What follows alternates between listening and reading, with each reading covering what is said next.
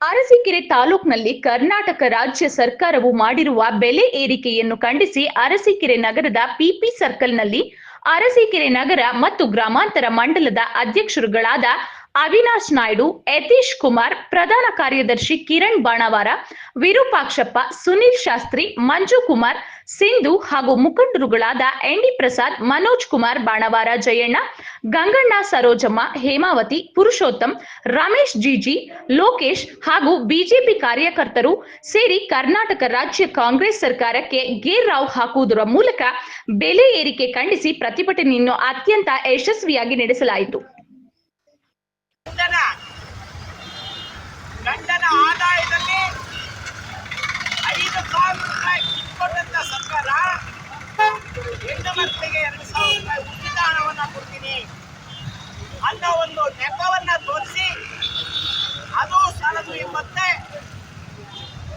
ಇಡೀ ಜನಸಾಮಾನ್ಯರು ಬಳಸುವ ಉಪಯೋಗಿ ವಸ್ತುಗಳ ಬೆಲೆಯನ್ನ ಅವೈಜ್ಞಾನಿಕವಾಗಿ ಏರಿಸಿ ದಿನನಿತ್ಯ ಪ್ರತಿನಿತ್ಯ ಜನಸಾಮಾನ್ಯ ಶ್ರೀಸಾಮಾನ್ಯ ಯಾರು ಆರ್ಥಿಕವಾಗಿ ನರಳುವಂತೆ ಮಾಡಿದಂತಹ ಹೀನ ಕೃತ್ಯ ಈ ಸರ್ಕಾರ ಮಾಡಿದೆ. ಒಂದೇ ಅಲ್ಲ, ರಾಜಕೀಯವಾಗೂ ಕೂಡ ಪ್ರಜಾಪ್ರಭುತ್ವಕ್ಕೆ ಕಪ್ಪು ಚುಕ್ಕೆ ಇದೆ ನಾಮಾಂಕಿತವಾದಂತಹ ಈ ಸರ್ಕಾರ ಕಳೆದ ವಿಧಾನಸಭಾ ಅಧಿವೇಶನದಲ್ಲಿ ನ್ಯಾಯಯುತವಾಗಿ ಹೋರಾಡ್ತಾ ಇದ್ದಂತ 18 ಜನ ಬಿಜೆಪಿ ಶಾಸಕರನ್ನ ಅಕ್ರಮವಾಗಿ ವಿಧಾನಸೌಧದ ಮಾರ್ಷಲ್ಗಳನ್ನ ಬಳಸಿಕೊಂಡು ಅವರನ್ನ 6 ತಿಂಗಳ ಕಾಲ ಅಮಾನತುಗೊಳಿಸುವಂತಹ ಅಮಾನವೀಯ ಕೃತ್ಯವನ್ನ ಸಿದ್ದರಾಮಯ್ಯ ಸರ್ಕಾರ ಮಾಡಿದೆ. ಸಿದ್ದರಾಮಯ್ಯ ಸರ್ಕಾರ ಮಾಡಿರುವಂತಹ ಶಾಸಕರು, ಮಂತ್ರಿಗಳು ಒಂದೊಂದಲ್ಲ. ನಮ್ಮ ಜಿಲ್ಲಾ ಉಸ್ತುವಾರಿ ಸಚಿವ ರಾಜಣ್ಣ ಅವರ ಅಪ್ಪ ಮಕ್ಕಳು ಇಬ್ರು ದೊಡ್ಡ ಸೆಕ್ಸ್ ಸ್ಕ್ಯಾಂಡಲ್ ಸಿಗಾಕೊಂಡಿದ್ದಾರೆ. ಸ್ವಯಂ ಘೋಷಣೆ ಮಾಡಿದ್ರು ವಿಧಾನಸೌಧದಲ್ಲಿ ನಾಚಿಕೆ ಆಗ್ಬೇಕು ಈ ಸಿದ್ದರಾಮಯ್ಯ ಅನ್ನೋ ಭ್ರಷ್ಟ ಮುಖ್ಯಮಂತ್ರಿ ಇನ್ನೂ ಮಂತ್ರಿಗಳನ್ನ ಸಮರ್ಥನೆ ಮಾಡ್ಕೊತಾರೆ. ರಾಜಣ್ಣ ಇದ್ಯಾರೋ ಬಿಜೆಪಿ ಅವ್ರು ಹೇಳಿದ ಮಾತಲ್ಲ, ಯಾರೋ ವಿರೋಧ ಪಕ್ಷದವ್ರು ಹೇಳಿದ ಮಾತಲ್ಲ. ಸ್ವತಃ ಜಿಲ್ಲಾ ಉಸ್ತುವಾರಿ ಮಂತ್ರಿ ರಾಜಣ್ಣ, ಸಹಕಾರಿ ಸಚಿವ ರಾಜಣ್ಣ,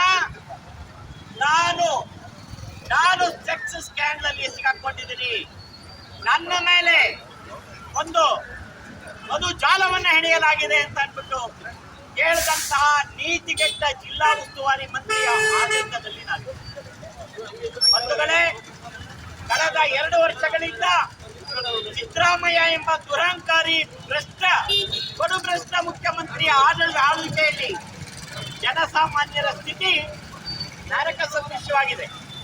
ಹಾಗಾಗಿ ಇಡೀ ರಾಜ್ಯದಲ್ಲಿ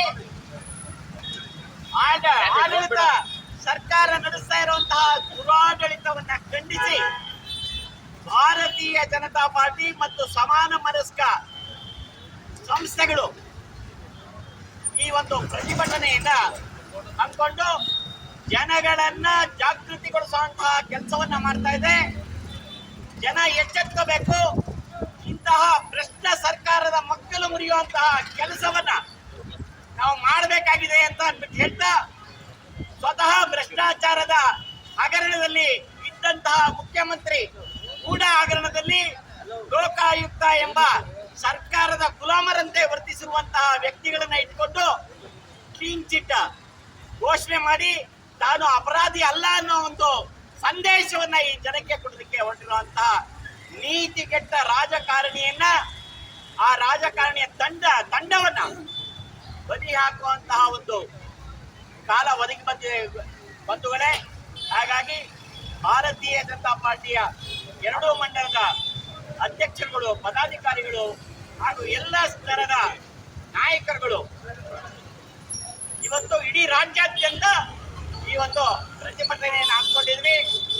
ನಮ್ಮ ಪ್ರಾರ್ಥನೆ ಇಷ್ಟೇ ಇದೆ ಬಂಧುಗಳೇ, ಭಾರತೀಯ ಜನತಾ ಪಾರ್ಟಿ ಕೇವಲ ಚುನಾವಣೆಯಲ್ಲಿ ರಸ್ತೆಗಿಳಿದು ಮತವನ್ನ ಕೇಳುವಂತ ಕೆಲಸ ಮಾಡಲ್ಲ.